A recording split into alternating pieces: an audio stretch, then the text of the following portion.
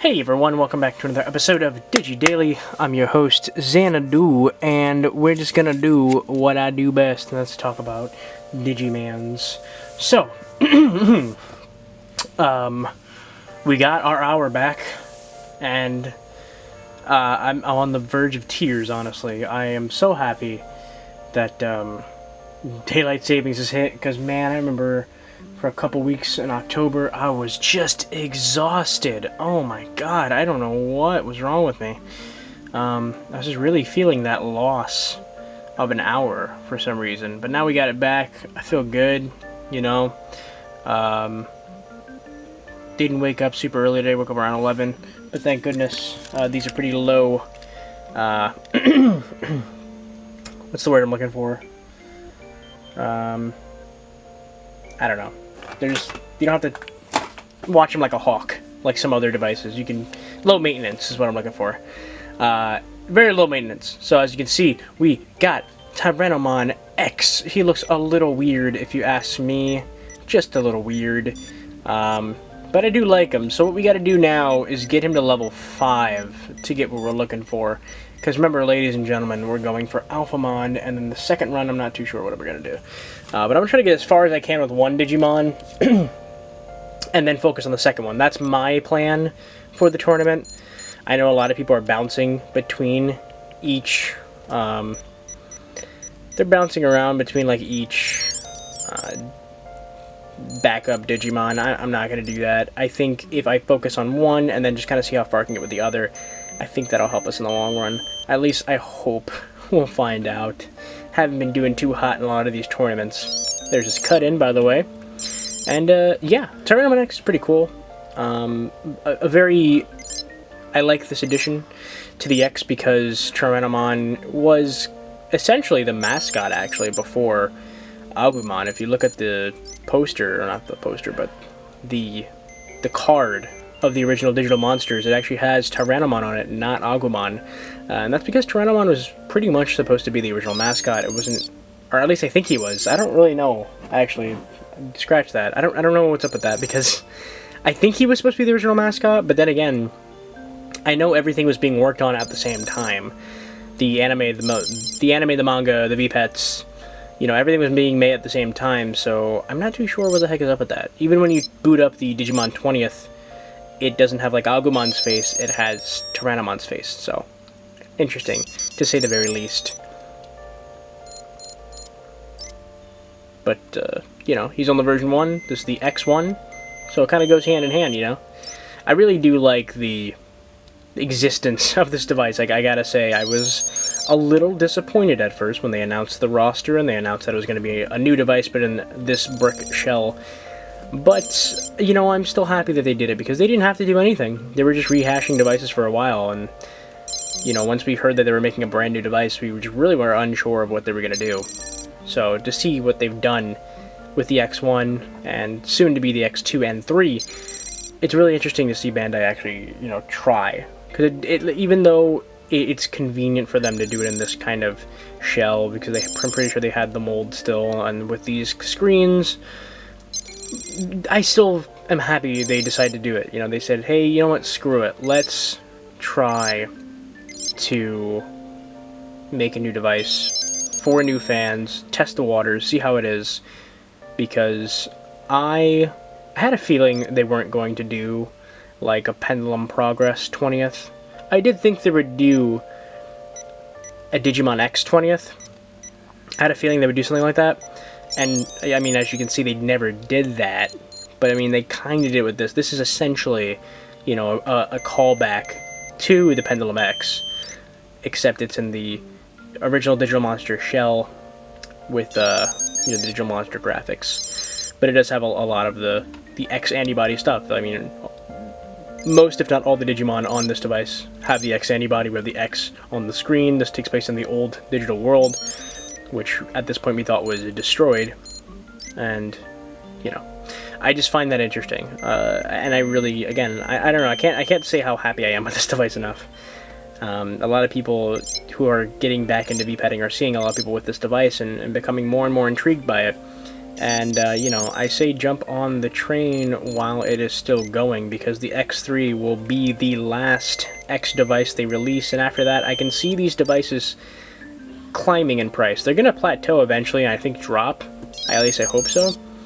But for now, they're definitely keeping their value. So, if you're interested in getting an X, I would, you know, hop on the train and get those X3s while they're still available, because the X2s sold out about like 3 times, which was insanity, and I think that's why they kind of rushed the X3 announcement, because usually we don't get an announcement for a new VPET until a couple months after we have the VPET. Maybe about like 6 months, like half a year they usually wait, or a couple months at least. But with the X3s, they were just like, oh man, the X2 sold out? People still want this? Okay, cool. X3, Digimon X3, it's here.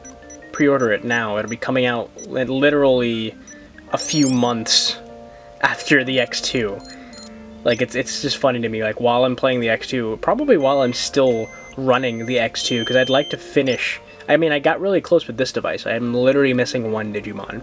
I almost filled out the library. I'd like to fill out the library on the X2 also, because the X2 has a very, very intriguing theme and roster.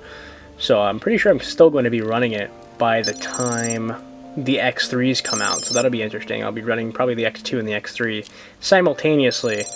And at that point, I'm pretty sure they're going to start the second wave of Digi-hatches. So that's going to be an interesting time, because I'm going to not only have the X's to kind of run with, I may or may not be running a 3rd device, which I don't think I've ever done on the show yet. And it's something I have been wanting to do. Blue had a really interesting idea during the last stream. He mentioned doing a 25 days of Trashmon. I love that idea. I feel like I have enough devices to do something like that, you know?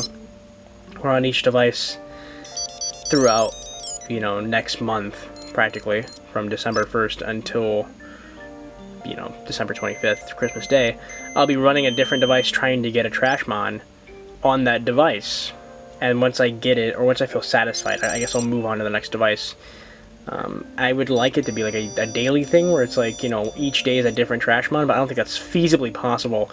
But at the very least, I can probably try to do that, where I'm running just different devices and talking about the Trashmon, talking about, you know, their origins and other stuff like that.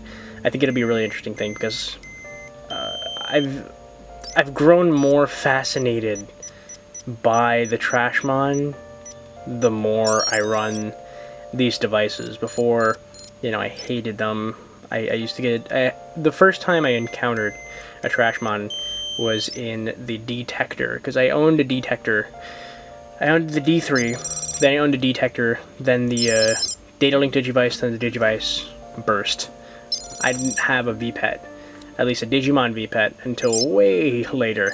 So, my first run-in with a Trashmon was on the Detector, where if you fail to scan in a Digimon, Numemon will come in and help you out. And I hated Numemon. They were weird, they were slug-looking green things, they threw poop, they were really gross-looking. They were always really, like, kind of, like, mean and horrible, and they just throw poop at you, and they're kind of like assholes. So I never really liked them that much.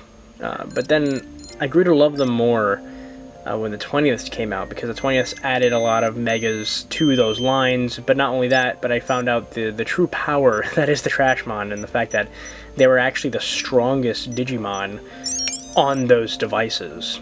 On the original Digital Monsters, the strongest Digimon on every single version was the Trash line. They were called the, I believe, L type.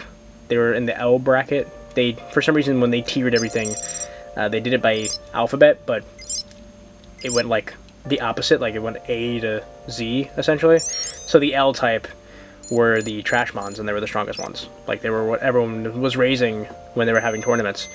It was either the Trashmon or the Teenymons. They were like pretty much the top tier Digimon on those devices. And there's something like funny to me about, you know, these poopy looking Digimon just completely wrecking something like a Metal Greymon or, you know, anything like that.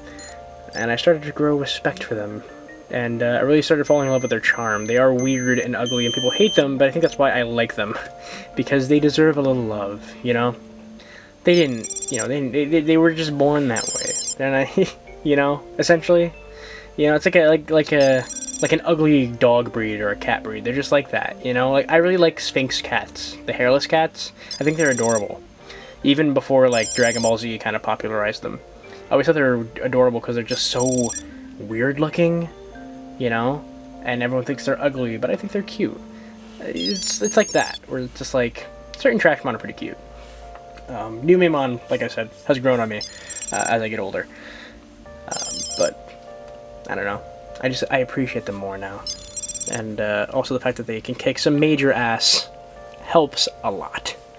You know, Monzemon's cute too. Edamon's cute in his own weird way. Monzemon's cute. I love Digitamamon. I always thought he was cool. I didn't even know he was a Trashmon. If I'm being honest, you know, he's always been cool to me. Alright, so as you can see, I'm hungry. I forgot to mention that. When you're running through the quest mode, I don't know. I'm pretty sure there's a counter. There has to be. I think like every couple of fights, your Digimon will like lose a hunger meter or a hunger bar, or at least half a bar, because then this device, for some weird reason, I don't hate it, it's just like so weird to me, because it's the first time I've ever seen it. As you can see, instead of losing an entire heart, you'll lose half a heart. So he has it takes a bit more to fill them up, but thank God I had that giant meat which filled them up all the way. Normally I'd have to fill it twice, like 2 feeds equals 1 heart, which again, an interesting change. It took a little bit for me to get used to it, but it is interesting. And I think like after a couple battles, I think you lose like half a heart. It's got to be something like that, because in the later levels they start adding rest stops for you to feed your Digimon while you're in it. Just for the sake of brevity, I highly doubt we'll be able to take on Platinum Numemon with a Tyrannomon X. But hey, let's just let's see what we can do. Well, we're not gonna do it like that. Try that one more time. So, little tip. A lot of people ended up finding this out. If you go to level 25, Platinum Numemon gives you quite a lot of experience if you beat him. More than your average Digimon, and he's also the first Digimon you fight, so if you just like cheese that first battle, you can level up pretty quickly, but that is if you can beat him. I usually do this for the higher levels. Yeah, I'm not going to be able to beat him, there's no way. I mean, let's entertain the idea that we can beat him. If we can, I'm probably going to jump like maybe 1 or 2 levels. He's very useful for grinding when you're going from Ultimate to Super Ultimate. He's good for going from Adult to Perfect, or Perfect to Adult, really. Sorry, Perfect to Ultimate. I gotta really start using the Japanese names. I'm just not used to it, I'm sorry. Ooh, Big Poopy. Oh, no. And, of course, we lose to the Poop God. Yeah, didn't really think that was going to be possible, but I wanted to just entertain the idea. You know, I mean, it's probably slightly possible for you to beat them, but I'm not going to sit here and risk killing Tyrannomon X trying to kill a Platinum Numemon. So let's just try to get a little deeper into the Colosseum, or the quest, I really should be saying, because I'd like for this to get done during this episode, but we're probably not going to have enough time, because you know me, I don't like going too far over time. That's like, I just missed it, but we should be fine. But yeah, you know, I really like the X's. I know a lot of people enjoy the hell out of them, and a lot of people who don't own them are extremely intrigued by them. They're a very interesting group of devices, just given the fact that, you know, they look old, but they're really new. Under the hood, it's a brand new device. I remember, like I said before, it was a little disappointing, you know, only 30 Digimon, but they made it a lot more, like, they made it fun. And I believe the X2 and 3 are gonna have more than just 30. I think they have like 35, something around there. I was hearing that they added more in those, but I never like actually looked at the roster side by side and like counted. But that's what I heard, that there's more in the X2. But even with this device, only 30, it's still fun. Like, even after you're done raising everyone, I still find myself wanting to come back and play this one just because I find the leveling system interesting. It's pretty low maintenance. The random encounter thing that you can run into in the morning is again an interesting little thing they added. It's just an interesting device, and it reminds me a lot of the Pendulum X. I mean that's the entire point of this device. It's supposed to be like not an emulation, but it's supposed to kind of like remind you of the Pendulum X, and the fact that the quest mode and other things they added to it, it makes it feel a bit like it is a Digivice more than just a VPET. It's like a little mixture of both. And that's why I liked the D-Cyber so much, is because it was an easy starting point for me to get into VPETting, because it was a bit like both. It was, you raise the Digimon and they could die on you, but at the same time, there are things in there that feel like you're playing with a Digivice, like the quest mode, and the weird gimmick like the die or Xi meter. It's something that adds a little bit of a random chance, and also a bit of kind of, in this device at least, it's a little random chance, but it also adds a little bit of edge. They did change the Xi on this device, if you didn't know. The way the Xi works on this device, instead of completely augmenting your power, so like on the original Pendulum X, if you had a good count, because it was a pendulum device, they had a good count, but the roll was low, like anything below 3, it didn't matter what your count was, it was just going to be garbage, and you were going to lose the match, essentially. Whereas on this device, if you have a low count, that little arrow will just move faster. So as long as you're still good at pressing the button at the right time, as long as your timing is good, it doesn't really ruin your roll entirely. So I do enjoy that they added a bit more of an easier time with the Xi meter, and also the whole, since there's no shaking on these devices, you couldn't really fit a pendulum in this kind of shell.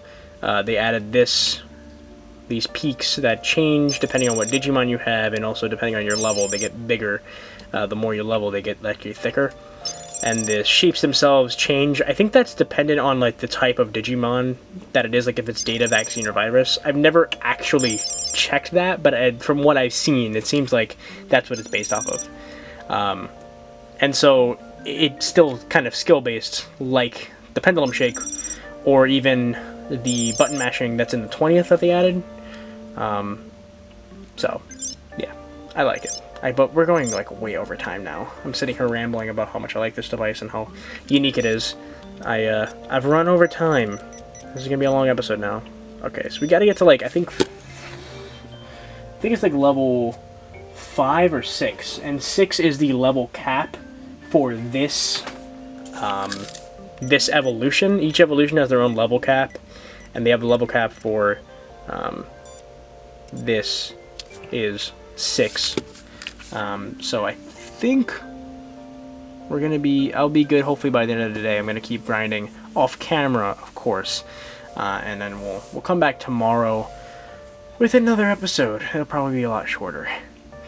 Hope you guys have been well. Hope you guys are doing good. Hope you guys are handling the post-Halloween blues better than I am. I'm a little bummed out. I really do like Halloween, but Thanksgiving's coming up, and I really like Thanksgiving. Although this isn't the Thanksgiving hatch, so the next hatch will be the Thanksgiving hatch. I already know who I'm picking. It's going to be kind of a controversial pick, but that I'll get into when we get into it. I hope you guys have fun with your day today. I hope you guys have had fun. If you're watching this at the end of your day, thank you so much for watching. I really do appreciate it. You guys really do mean a lot to me and the channel.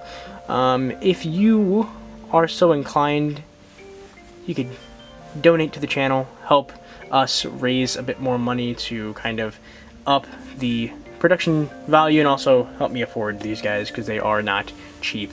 So, if you'd like to do that, links are in the description down below. If you want to talk a bit more, the best place to hit me up is probably in Discord, or my social medias, which are also listed down below. And yeah, I'm gonna go. Bye. Thanks. Peace.